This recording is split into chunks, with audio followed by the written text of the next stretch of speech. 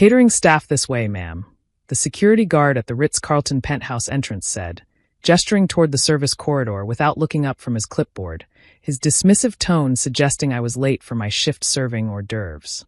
In my purse, pressed between my phone and lipstick, was the keycard designating me as Penthouse owner and CEO of Castellano Hotel Group. The company that owned this Ritz-Carlton, 16 other luxury hotels across North America, and the very floor this engagement party was happening on. What the security guard didn't know, what my future daughter-in-law Ainsley Whitmore and her blue blood family were about to discover, was that the embarrassing mother they'd seated in the kitchen was actually their landlord for the evening, and I'd just overheard Ainsley tell her mother exactly what she thought of me. But let me start 3 hours earlier, because context matters. My name is Diana Castellano, and I'm the 54-year-old founder and CEO of Castellano Hotel Group. I built my company from a single struggling motel I bought for $180,000 30 years ago into a luxury hospitality empire worth $1.2 billion. Forbes featured me last year. I've been keynote speaker at industry conferences. I employ 4,200 people. My son Michael knows all of this, obviously. He grew up watching me build the business, saw the sacrifices, understood the work. He's proud of what I've accomplished, or so I thought. Then he met Ainsley Whitmore. The Whitmores are old money, the kind that traces back to railroad barons and steel magnates. They have a family estate in Connecticut, a cottage in Martha's Vineyard, and the kind of social connections that open doors I had to kick down myself. Ainsley went to Choate, then Yale. She works in philanthropy, which as far as I can tell means attending charity galas and sitting on boards. Michael met her 18 months ago at a friend's wedding. He's a software engineer, brilliant and kind, but not from her world. When he told me he was serious about her, I was happy for him. Then I met the Whitmores. The first dinner was at their Connecticut estate. I drove up from New York in my Mercedes, understated professional. I wore an Armani suit. I thought I'd made an effort.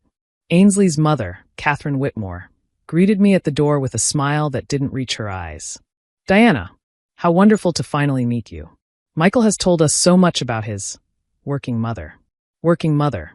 Like it was a diagnosis. The dinner was excruciating. Her father, Bradford Whitmore III, asked what I did. I explained I owned a hotel company. Oh, like a bed and breakfast? Catherine asked. No, luxury hotels. We operate 17 properties. How charming. Bradford, Diana runs hotels. Like that show, what's it called? The one with the staff drama? They literally thought I was a hotel manager, not the owner of a multi-billion-dollar company. And when I tried to clarify, Ainsley interrupted. Mother, let's not talk business at dinner. It's so tedious. The message was clear. I was beneath them, and my work was beneath discussion. Michael tried to defend me, but Ainsley squeezed his hand and changed the subject to their upcoming engagement party. We're thinking the Ritz-Carlton Penthouse, she announced. Daddy's friend is on the board, so we can secure it. I said nothing. The Ritz-Carlton she was referring to was mine. I'd acquired it 6 years ago as part of a distressed asset purchase and spent $40 million renovating it into the crown jewel of my portfolio. Sounds lovely, I'd said neutrally. Over the next few months, the planning continued. Ainsley made it clear, without ever saying it directly, that my presence was an embarrassment. The invitations went out. Ainsley's family, 150 people. My side, me, and maybe I could bring a guest if I wanted. It's just that our guest list is very curated, Ainsley explained when Michael protested. These are important people. Business connections for Daddy, social connections for me. We can't just, she'd stopped herself, but the implication was clear. She couldn't just invite my friends. They weren't the right kind of people. Michael was caught in the middle. He loved Ainsley, but he was starting to see how his future in-laws viewed his mother. Maybe you could talk to them, he'd asked me last week. Explain about your company? They don't understand. They don't want to understand, I'd said gently. They've decided who I am. But Mom, you're successful. I'm successful in a way they don't respect. I worked for my money. To them, that makes it worth less. Which brings us to today. I'd arrived at the Ritz-Carlton at 6:30 p.m. for the 7 o'clock party. I was wearing a custom Valentino gown, midnight blue, elegant, expensive. My jewelry was understated but real. I looked like I belonged at an upscale engagement party. The security guard at the penthouse entrance took one look at me and pointed to the service corridor. Excuse me? I'd said. Catering staff entrance is that way. You should have checked in downstairs. I'm not catering staff. I'm a guest. He checked his list, running his finger down names. What's your name? Diana Castellano. He scanned, frowned. I don't see you on the guest list. That's impossible. I'm the groom's mother. His expression shifted to confusion, then pity. Ma'am, maybe there's been a mistake. Let me call up to the event coordinator. That won't be necessary, a voice interrupted. I turned to see Ainsley herself, radiant in a champagne-colored dress, coming down the hallway with her mother. Diana. Ainsley's voice was all artificial sweetness. You made it. We were just discussing the seating arrangement. There seems to be confusion, I said. The security guard thinks I'm catering staff. Catherine laughed, a tinkling sound that made me want to throw something. Oh, that's understandable. Your dress is so practical. Not everyone has a sense for formal occasions. My Valentino gown that cost $8,000 was practical. About the seating, Ainsley continued, linking her arm through mine in a gesture that looked friendly but felt like a grip. We've had to make some adjustments. The main reception area is quite full, so many important guests, but we've set up a lovely spot for you in the service area. Near the kitchen. That way you'll be comfortable and out of sight, I suggested. Catherine's smile tightened. We're just being considerate. You'll be more comfortable away from all the social requirements. These events can be so performative. You'll be able to relax.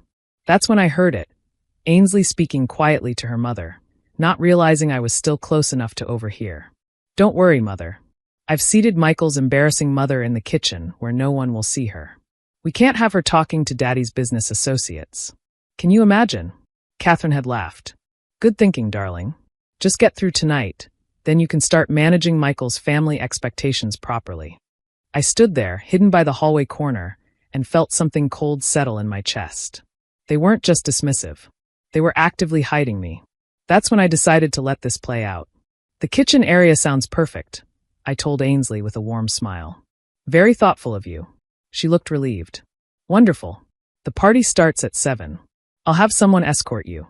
I followed a server through the service corridors to a small table set up near the kitchen entrance. It had a white tablecloth and a single place setting, like I was being quarantined. From my position, I could see into the main penthouse through a service window. The party was spectacular. My events team had outdone themselves. Chandeliers, floor-to-ceiling windows overlooking the city, champagne flowing, a string quartet playing. And there, in the center of it all, was Michael. My son, looking handsome in his tuxedo, greeting guests, laughing with Ainsley's friends. I pulled out my phone and sent a text to Patricia Vance, my director of hotel operations. Patricia, I'm at the Penthouse party. Could you join me? And bring the building manager, Thomas. Her response was immediate. On our way. While I waited, I watched the party through the service window. I saw Ainsley Whitmore holding court, introducing Ainsley to elderly men in expensive suits. I saw Bradford Whitmore III, Ainsley's father, laughing with a group by the bar. And I saw Michael, occasionally glancing around like he was looking for someone. For me. Patricia arrived 10 minutes later with Thomas Graham, the Ritz-Carlton building manager. Ms. Castellano, Patricia said, taking in my position near the kitchen with barely concealed fury. What's going on? I'm at my son's engagement party, I said calmly. As you can see, I've been given the VIP treatment. Thomas looked through the service window at the main party. That's the Whitmore event. They booked the Penthouse 6 months ago. Paid the $50,000 rental fee. Interesting, I said. Patricia, remind me, when did we institute a policy of seating guests near the kitchen? We didn't. That's not. She stopped, understanding dawning. Ms. Castellano, did they put you here deliberately? My future daughter-in-law thought it would be better if I wasn't visible to the important guests. She described me as embarrassing. Patricia's face went through several emotions. What would you like us to do? Nothing yet. But I think it's time for the owner to make an appearance. Thomas, could you please inform the Whitmores that I'd like a word? Tell them the hotel owner needs to discuss a matter regarding their event. Thomas smiled. With pleasure. 5 minutes later, Bradford Whitmore III appeared in the service corridor, looking annoyed. Catherine followed him. This is highly irregular, Bradford said. We're in the middle of an event. What could be so important that the hotel management? He stopped when he saw me. Good evening, Mr. Whitmore, I said, standing. I'm Diana Castellano, CEO and owner of Castellano Hotel Group. We own this Ritz-Carlton, along with 16 other properties. I believe you've rented our penthouse for an engagement party. The color drained from his face. Catherine's mouth opened and closed like a fish. Now, I continued pleasantly, I'm trying to understand why I've been seated in the service corridor at my own son's engagement party, while you filled the actual venue with your guests. Diana, I didn't realize we thought, Bradford stammered. You thought I was what? A struggling single mother Michael should be embarrassed by? Someone to be hidden away. Catherine found her voice. We didn't know you owned, Michael never said. Michael assumed you'd treat his mother with respect regardless of her net worth. Apparently, that was optimistic. Patricia stood beside me, tablet in hand. Ms. Castellano, should I cancel the Whitmore reservation? We can refund their deposit, and they can relocate their event. Cancel? Catherine's voice went shrill. We have 150 guests arriving, who are currently in a venue you're renting from me, I said. And I'm deciding whether I want to continue hosting an event where I've been deliberately marginalized. Bradford tried to recover. Diana, this is clearly a misunderstanding. Ainsley was just trying to hide me. Yes, I heard her tell you that. I was embarrassing and needed to be kept out of sight of your important friends. Ainsley herself appeared then, having noticed her parents' absence. When she saw us in the service corridor, saw me standing with my hotel staff, her confident expression faltered. What's going on? Your future mother-in-law, her father said tightly, owns this hotel. Ainsley's face went white. The hotel you're currently hosting your party in, I clarified. The one where you seated me in the kitchen because you were embarrassed by me. I just thought. She looked between her parents and me. Michael never said you owned hotels. He said I worked in hospitality. You assumed that meant I was a hotel manager or desk clerk. You never bothered to ask for clarification. Michael appeared behind Ainsley, taking in the scene. Mom, what's happening? I looked at my son, my brilliant, kind son who'd found himself engaged to a woman who wanted to hide his mother. Michael, did you know Ainsley seated me in the service corridor for your engagement party? His face went from confused to horrified. What? No, Mom, you were supposed to be at table 3. There is no table 3 for her, Ainsley said quietly. I moved her. I thought, she couldn't finish. You thought what? Michael's voice was dangerously quiet. That your mother wasn't appropriate for our guest list. The silence was devastating. My mother, Michael said slowly, built $1 billion company from nothing. She put me through MIT. She's been profiled in Forbes. And you thought she wasn't appropriate. I didn't know. You didn't ask. His voice rose. You met my mother, decided she was beneath you, and never bothered to learn anything about her. Bradford tried to intervene. Son, let's all calm down. I'm not your son, Michael said flatly. He turned to Ainsley. Is this who you are? Someone who judges people by their pedigree and hides them when they don't measure up. Michael, please. Ainsley reached for him. He stepped back. I need to think about this. He walked away, back into the party, leaving Ainsley in tears. I looked at the Whitmores, Bradford's pompous expression crumbling, Catherine's social mask slipping, Ainsley crying. Here's what's going to happen, I said calmly. Your party will continue. You paid for the space and I honor contracts. But after tonight, you and I need to have a conversation, Ainsley, about whether you actually want to marry my son. Because if you're ashamed of where he comes from, this marriage won't work. I'm not ashamed. You seated his mother in the kitchen. At his engagement party. In a hotel she owns. What else would you call that? I turned to Patricia. Please escort me to the main party. I'd like to greet my son's guests properly. We walked into the penthouse, me in my Valentino gown, Patricia beside me in her impeccable suit. Conversation stopped as we entered. I saw Michael near the windows, saw his face light up when he saw me. I walked over to him, and he hugged me tight. I'm so sorry, Mom. Not your fault. I should have made sure they understood. You shouldn't have to explain your mother's worth. They should have seen it. We stood together, looking out at the city lights, while behind us the party slowly resumed its polite chatter. Ainsley appeared beside us, mascara smudged. Diana, I'm sorry. I was wrong. I was so wrong. I looked at her, really looked. She was young, 26, raised in a bubble of privilege that taught her to value the wrong things. Ainsley, I'm going to tell you something your mother never did. Where someone comes from matters less than where they're going. I came from nothing. I built something. That doesn't make me less than you. It makes me someone who understands the value of work. I know that now. Do you? Or do you just know that I'm rich and therefore acceptable? She flinched. That's not fair. Isn't it? If I was a hotel manager, would you still be apologizing? Or would I still be in the kitchen? She had no answer. Michael took my hand. Mom, can we go? I don't want to be here anymore.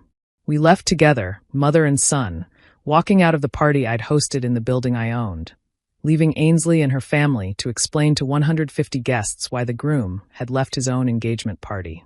In the car, Michael said, I don't know if I can marry her. That's between you and Ainsley.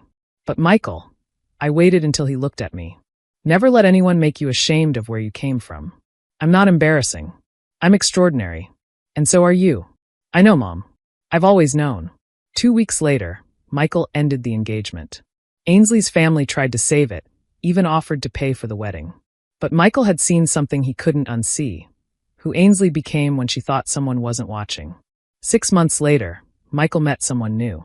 A teacher named Sophia who asked me a million questions about the hotel business and told me I was inspiring. When they got engaged, we had a small party at my house in Westchester. No one was seated in the kitchen. I learned something that night at the Ritz-Carlton. The people who treat you like help when they think you're struggling are the same people who'll kiss up to you when they learn you're successful. Real character shows up when there's nothing to gain. Ainsley Whitmore saw a working mother and decided I was embarrassing. She never saw the CEO, the empire builder, the woman who'd fought for every dollar. That wasn't my failure. It was hers. And when you own the building, you never have to sit in the kitchen.